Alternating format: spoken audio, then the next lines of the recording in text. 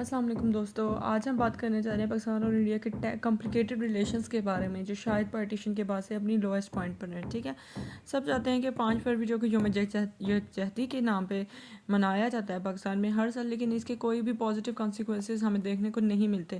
تو آج اسی سے ریلیٹڈ جو کہ بنیاد ہے انڈیا پاکستان اور کشمیر کا ایشو، اس پہ ہم بات کرتے ہیں.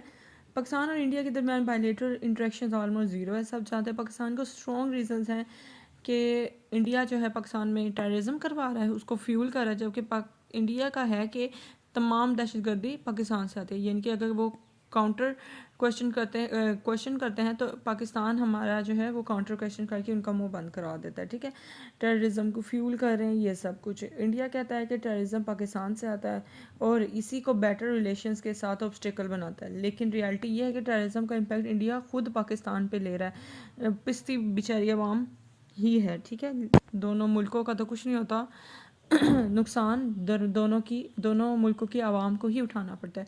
ساؤتھ ایشیا کا مین فلاش پوائنٹ ابھی دیکھا جاتا ہے تو کشمیر کا انریزولوڈ ایشو ہے.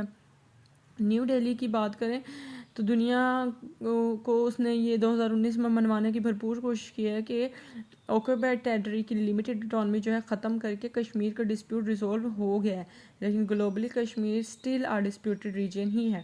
کشمیر ایشو کا سولوشن نہ ہونے کی وجہ سے سب کانٹیننٹ میں پرماننٹ انسیکیورٹی کا ماحول بھی ہے اور ابھی بھی موجود ہے. اور یاد رکھیے لاسٹ ایئر پیغام ایپیسوڈ کے بعد دونوں کنٹریز کافی حد تک وار کی طرف آ چکے تھے، لیکن اگر سوچیں اگر تب آ سکتی ہے تو ان فیوچر میں اس مسئلے کی وجہ سے کیا کیا ہو سکتا ہے. انڈیا کا ریپریشن اگر بات کریں کشمیر میں تو ظلم و زیادتی وہ بھی ان ابیٹڈ ہے. ٹھیک ہے، اور جب پہلگام جیسے ایونٹس ہوتے ہیں تو کشمیری لوگوں کی سچویشن اور بھی ایکیوٹ ہو جاتی ہے. ایک تو وہ کہ مسلم ہے اور دوسرا وہ کہ ان کی کشمیری آئیڈینٹی ہے، تو اس وجہ سے ان کو اور بھی زیادہ مسئلوں کا سامنا کرنا پڑتا ہے. اگر بات کریں کچھ فیکٹس کی تو ہیومن رائٹس واچ اور یونائٹڈ نیشن ہیومن رائٹس نے یہ ڈاکیومنٹ جاری کیا ہے کہ Hindu mob attacks on Kashmiris in India, یعنی کہ بہت سے ہندو گروہ ہیں جو کہ انڈیا سے ہوتے ہیں اور وہ جو ہیں کشمیریوں پہ ظلم و زیادتی کرتے ہیں، زبردستی اریسٹ کیے جاتے ہیں. ٹھیک ہے، ان کو قید کیا جاتا ہے، ان کو مارا جاتا ہے، ان کو ٹورچر اور لینچنگ یعنی کہ زندہ بھی جلایا جاتا ہے. یہ فیکٹس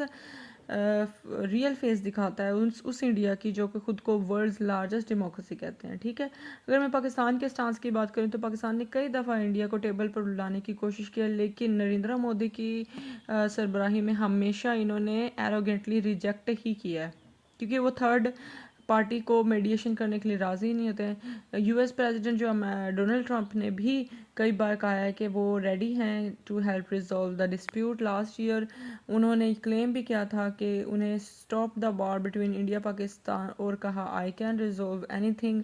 تو شاید وہ اپنے بورڈ آف پیس جو کہ انہوں نے نیا ریسنٹلی ابھی بنایا ہے، اسٹیبلش کیا ہے، کو یوز کر کے بھی کشمیر ایشو کو ایڈریس کر سکتے ہیں. اور جب انڈینز ٹف ٹاکس کرتے ہیں اس کو یو ایس پریزیڈنٹ ریزسٹ کرنا مشکل ہوگا. یعنی کہ اگر یو ایس پریزیڈنٹ بیچ میں آتے ہیں تو انڈیا تھوڑا سا جھک سکتا ہے. اگر آپ کو لگتا ہے کہ یہ پاسبل ہے اس طرح کی، اٹس ویری شارٹ ویڈیو کیونکہ ہر سال آتا ہے اور ہر سال بہت ہی نا امیدی کے ساتھ جو ہیں کوئی پازیٹیو کانسیکوینسز ان کے لیے، ان کی عوام کے لیے، کشمیری عوام کے لیے نہیں نکلتا. لیکن پھر بھی یہ ایک ریمائنڈر کال ہوتی ہے 5 فروری جو ہماری ہوتی ہے 5 فیب سوری تو it's a reminder call in every year sorry. تو آپ کو کیا لگتا ہے کہ یہ مسئلہ حل ہو سکتا ہے؟ تو دوستو اگر آپ کو لگتا ہے کہ انڈیا پاکستان کے ٹائز اور کشمیر کا ایشو حل ہوگا تو اس کے علاوہ بھی اگر کوئی اور آپ کے پاس سولوشن ہے تو آپ اپنی رائے کا اظہار کمنٹ باکس میں لازمی دیجیے گا. تب تک کے لیے اللہ حافظ.